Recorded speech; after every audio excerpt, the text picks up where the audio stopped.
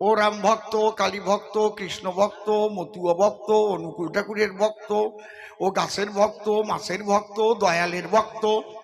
ভক্ত হও, কিন্তু বিভক্ত হব না। আমার কথাটা মনে রাখবা।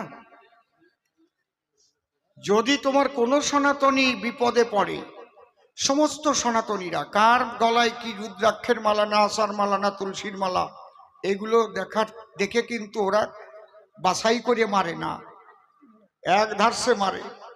তাহলে তোমাকে যদি বাঁচতে হয়, সবাই সংঘবদ্ধ হও, ঐক্যবদ্ধ হও। তোমরা প্রতিজ্ঞা করো, আমরা ধর্ম রক্ষার জন্য সবাই এক থাকবো। আমরা সব সনাতনী, আমরা